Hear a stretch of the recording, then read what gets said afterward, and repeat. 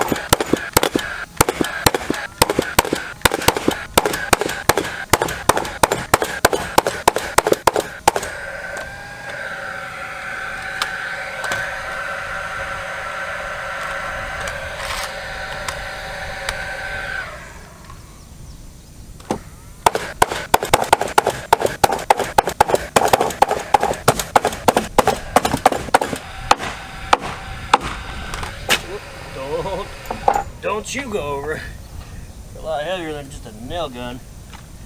There's mud in it. That works. Gives it character.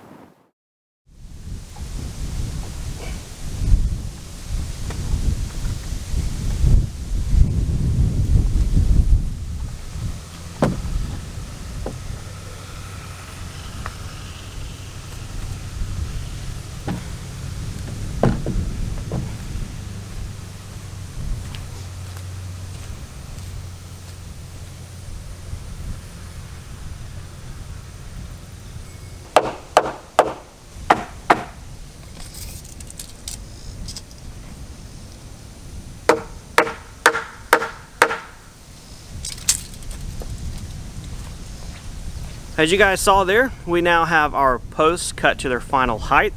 I had to move the little 2x3 brace boards down on all 6 posts because honestly, I was way off. Where I thought the post tops would be at, I was probably about a foot over on all of them. Of course, I was kind of probably having in my head, you know, eyeing it with the bottom of the door, dropping it down some, but not remembering that we have beams that are 10 inches thick, roughly, and floor joists, deck joists that are 10 inches thick, roughly, plus our inch thick decking. So when you take that 21 inches away from your final deck, you're left with some short posts. I also went ahead and built one of our beams. This is made up of 2 12-foot long treated 2x10 boards. They are nailed together with galvanized ring shank 3.5 inch nails. I shot them in with my pass load gun. It's the easiest thing. The nails are left over from building my workshop, so use what you got, right? If I was buying things new, I would have just bought a regular box of galvanized ring shank nails and hammered them in by hand. That is an area you don't want to use screws. Most contractors, and that's who I'm regurgitating the information from, I am not a pro. Most contractors say in that application you want nails because they will flex and move, not break, and they're just what they'd use in that situation. So I'm copying and emulating them with our same situation. I have the beam put in place and I measured my overhang. I'm happy with its placement. Now I get to break out my Simpson strong tie brackets and my SD connector screws. Yes, that's right. Remember guys, they make screws that are code approved for brackets, and go ahead and start attaching the beam to the post base. To go along with our big beefin' beams, we've got some beefin' brackets. These are Simpson tie model AC4Z. They are designed to wrap around the post, secure to it down here, and then this flat part attaches the beam, which makes a strong connection. I use 2 of these per post to beam connection, so for this one beam I'm going to be using 6 of them. Here's a look at the connector screws that I talked about. These are Simpson Drive SD connector screws. They are code approved, compliant, made for the exact installation that you're about to see. You can still use nails, which is the old school method, or maybe the preferred method. I prefer to use the screws because I get a lot more control as far as my application, my depth, and I usually don't smash my fingers with screws that much. I can stab myself, but no smashing, usually.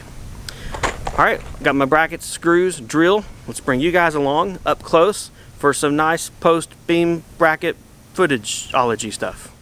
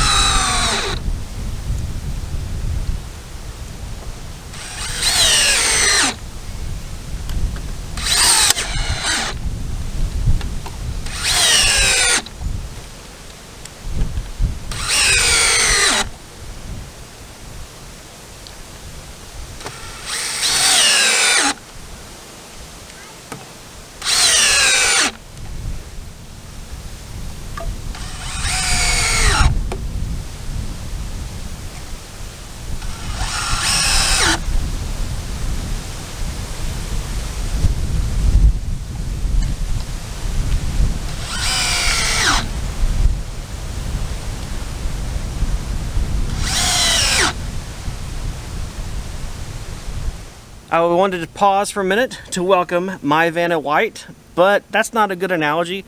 You're my sidekick, my construction Sidekick. partner, sometimes foreman. You know how it goes. Angela has done made soap for today. Done made. I done made it. Angela's been in her soap shed. She's starting to ramp back up making soap. Trying. We've, I'll say we, collectively, kind of been focused on the house lately. I mean, guys can probably understand why. But she is making soap. You made 6 batches today, which is like 120 bars. They got a cure for a week or 2 or 3 or 4. I don't know. But they'll be available soon. Just all that to say, welcome to the party.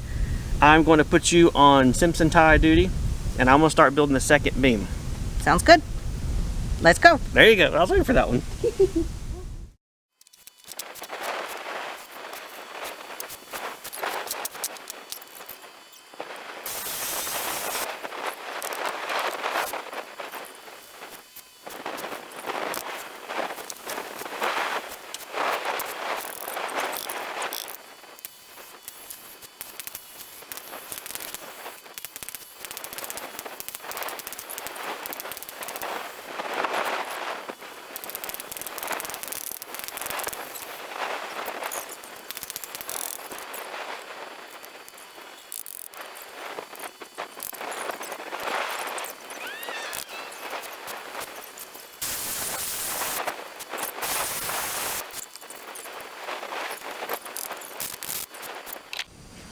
Can't stand it. Or at least put one of them down.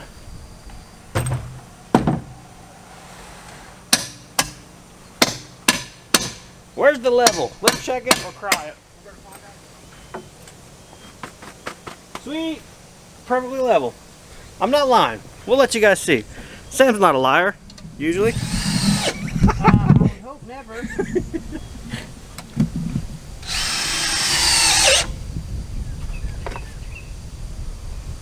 That there's good enough for state work. All right, we're gonna have to stop for now. We have rain coming. We can see the rain in the trees over there. So yeah, quick update. The beams are attached and done. Yes. I threw one of our deck joist boards across there to see if I was level or not. Thank And goodness. we are. We're good, we're good. So yeah, we're gonna take a little break for weather and see you guys when we're back out here working again. Let's go. On break. Welcome back. It doesn't probably look like it, but it's been about 3.5 hours since our last thing. It rained a little bit. We kind of ran off to the store. Imagine that. More hardware store trips. Had to get some brackets, which I'm going to show you guys in a second. But otherwise, we got another break in the weather, so I'm back out here again working on this deck. This is the story of our weather pattern this time of year. It's like 80% chance of rain, but it's hit and miss. And with us and our goals and the things we got to get done, we're out here every chance we have. All right, I got a little bit of a correction here for you guys, and that is in the brackets that I've used to attach the beams to the posts. The ones you see right out here, the ones we've shown, correct, no problem, those are great. The issue I've run into is that a 4x4 is actually 3.5 inches thick. Two 2x10s standing on their edge like this are only 3 inches thick.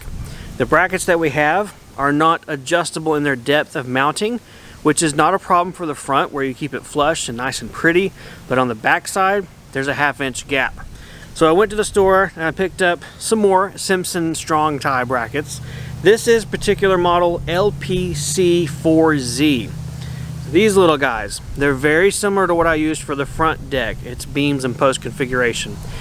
The thing that makes these magical and wonderful is that it sits on the post and then will scoot in and out to attach to your beam as you need. It's exactly what we need in this case. So we're going to take off the 6 larger ones that are over here that haven't been attached. We'll save them, we'll take them back to the store, or I guess we'll reclaim them, take them back to the store. And I'm gonna put 6 of these guys on. So, we get my screws, my drill, my camera, and you guys, let's go over here, and I'll show you the problem, remove it, put this on, and you'll see how it's a solution.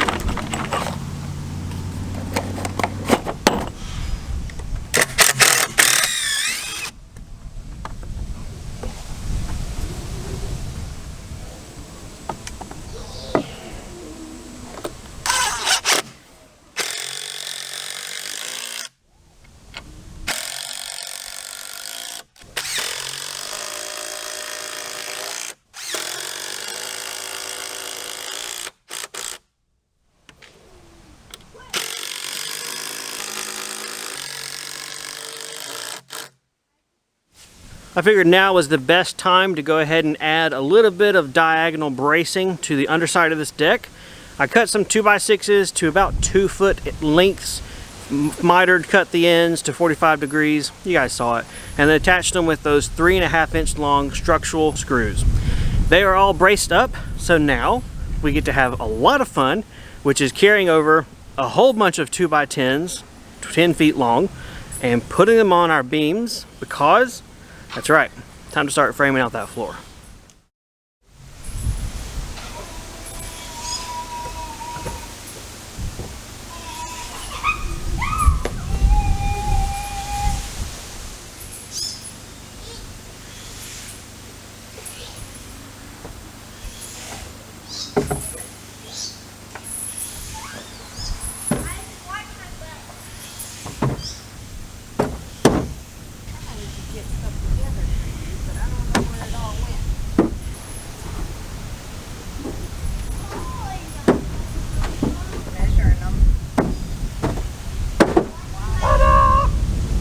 I am measuring out the joist to the final dimension so Sam can come through and zip through them with a circular saw and try and do something to help. Good job. Yay!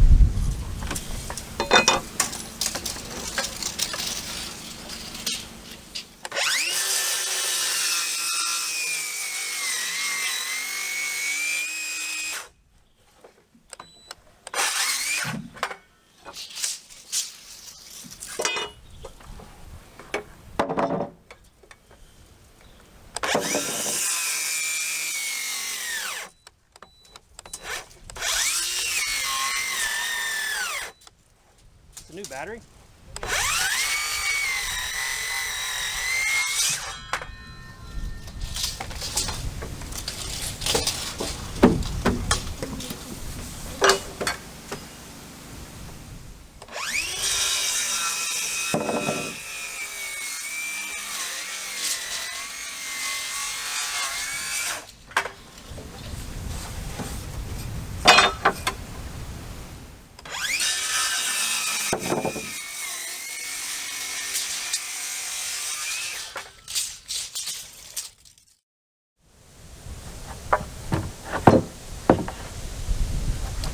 What I'm doing here is checking for the crown of the board. Crown is where, in this orientation for joists or in the beams, you want the crown to do this. If the board does anything, make it bow like a rainbow. You can generally see, if you pick up a board and you sight down with one eye straight down your corner, you'll be able to see which way is crowning or dipping. So you'll make sure crown's face up, and if you can't find one or you just don't know which one's which, pick it and know it's right. Don't ever second guess yourself. So I'm almost done doing crown on all of our floor joists. Then we get to attach the rim board and start literally framing it up.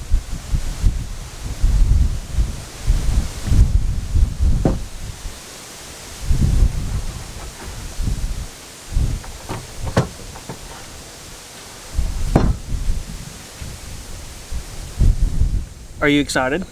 I'm very excited. It's looking huge. Are you guys excited? Huh? If you're excited, let us know down below. I'm excited.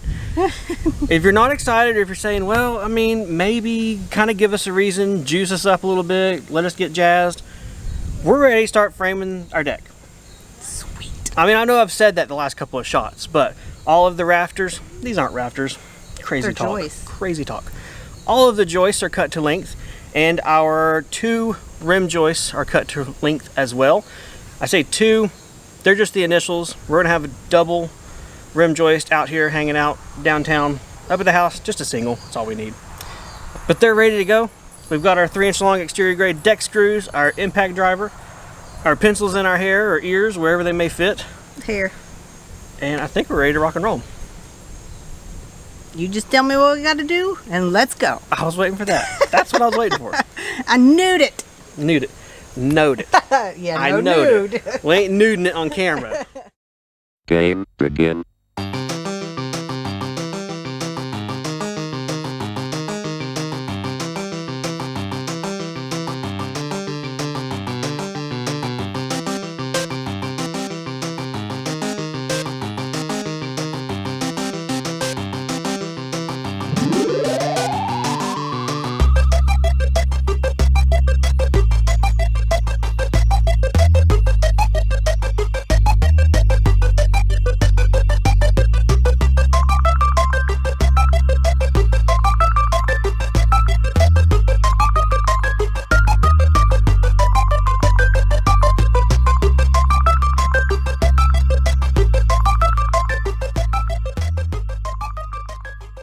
Alright, we've run into a hurdle, and you know, maybe I should just glaze over this, not share it, but I'm not that kind of person. It's not that kind of channel.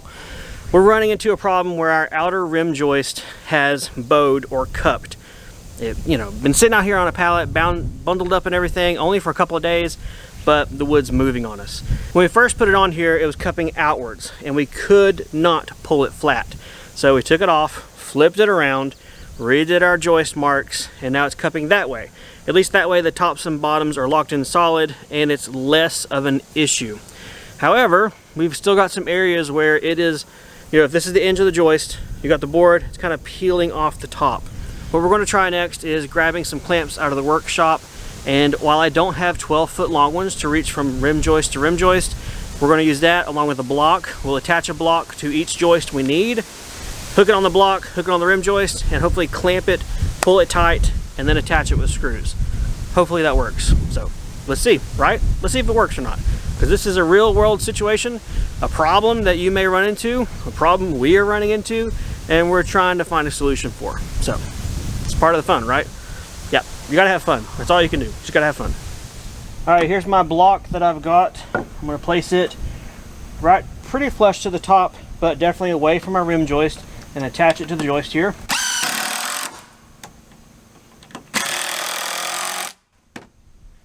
Now I'm gonna take the pipe clamp,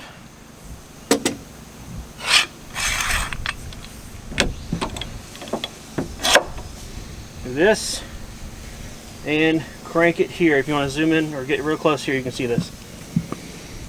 So as I turn the handle, we're able to force it, bend it to our will.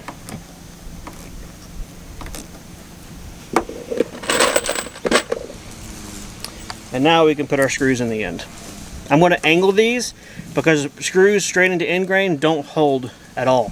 So I'm going to angle these to try and get as good of a bite as possible. Alright, now the moment of truth is when we release the clamp, see if we got any movement. Nice. Now we'll just do this the rest of the way down.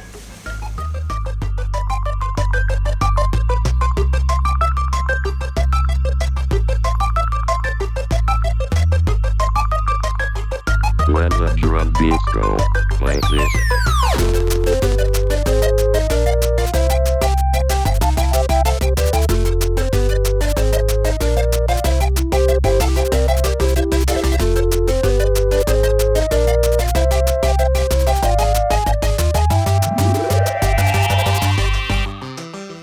What we're going to do now is I'm continuing to work on this outside rim joist. Angela has our 2x10 joist hangers, and she's going to go ahead and start attaching them up here to the house side. She's only going to attach them to the rim joist, not the actual joists themselves yet, because we have not squared this and put it in the final location. That way, attaching it to one and not the other should allow them to twist and pivot a little bit if they need to. We're not expecting a lot of range of motion here. They're still locked in on their 16-inch on center spacing. Just one of those things. Maybe it'll make it easier for us. Don't know. We're just trying to get double work done. That's what we're trying to do.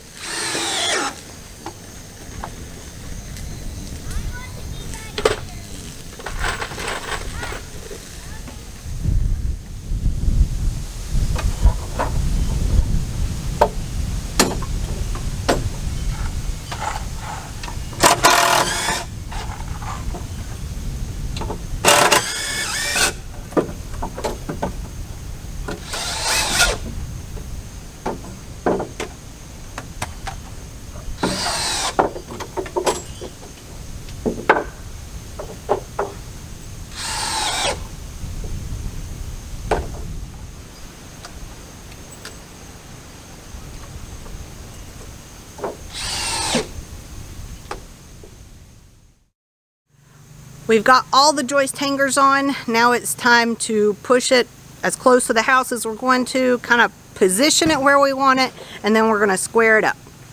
All right, 186 dead.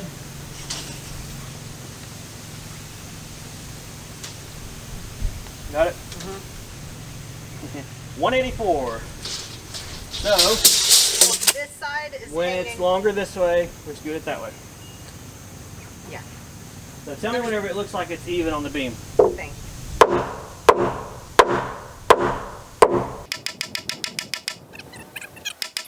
All right, 184 3/4. Can't quite do that over here. So we're at 185. So I need to go a little bit further. Hold your tape. We're at 185.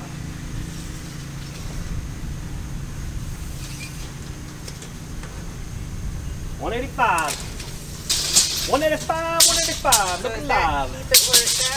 Yeah, we're overhang a little bit.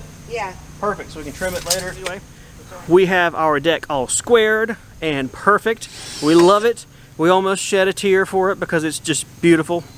Now we're going through, and by the way, mostly me and Angela, unless I get to have a turn, and we are attaching our hurricane tie brackets. Simpson tie model number, pull it from Sam's memory, H2.5 or 2.5HS or H2.5S. It's down there. You've already seen it. You've already read it. We're attaching those to every single joist at the house on the beam and out here onto the beam to make ourselves one rock solid, sturdy, wonderfully code compliant deck for our 1988 Palm Harbor single wide mobile home. So we'll have some fun attaching brackets and see you guys on the next step, right? A lot of times we get asked, Sam, Angela, where's the kids during all this? What are they doing while you're working? I'm gonna turn the camera around and let you guys see exactly what our two boys are doing while we're working.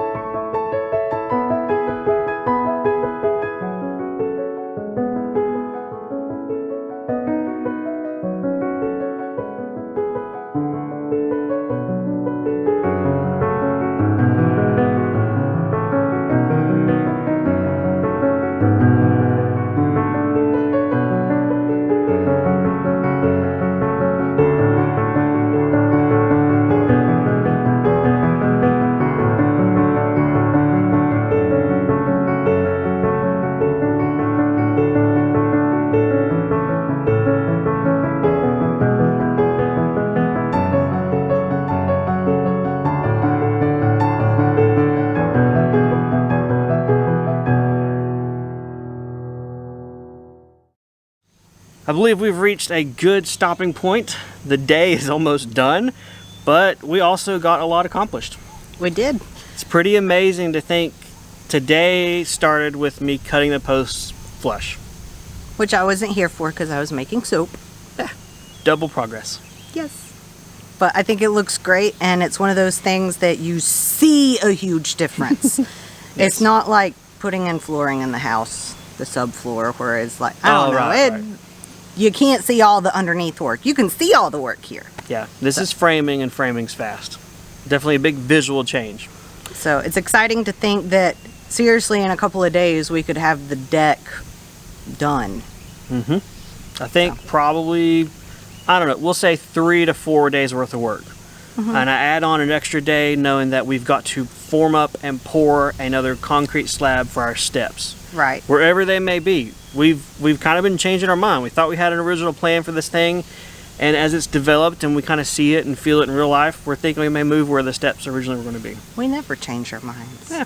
That's a good reason, though, to not pour your slabs right now. Right. Well, we don't really know where the steps are ending up, like how far out. Right.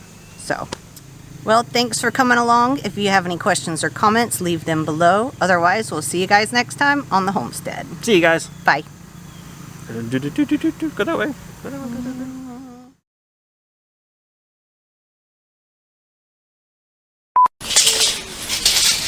No pressure. Everybody's watching. It won't go. Usually just toenail it with nails and keep on going. Yeah. What we're doing is superior. Superior.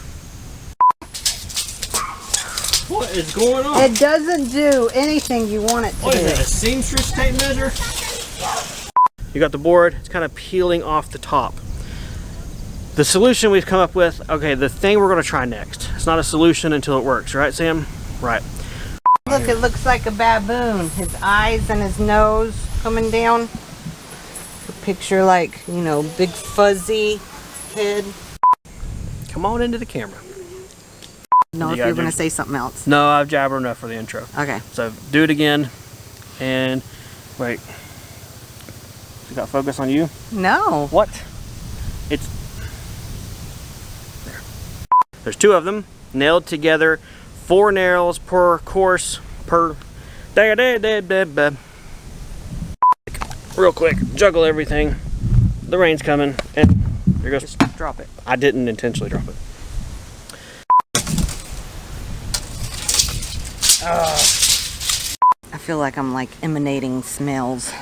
Well, it's soap smells. It's not like Yes. BO like I No. usually emanate. That way a little bit. I'm at the edge. I know. Well, I am too because I want to show the deck in between us. Oh, okay. All right, where can this be so it's not? Well, it's not a bunch of butt shots. Let's be honest. What do you think? You can't go that way. I blocked you off. She's not in the mood. Not in the mood for my humor. My excellent humor, it goes unappreciated. What'd you do with my headphones? I threw them in the Jeep where they're safer. Safer.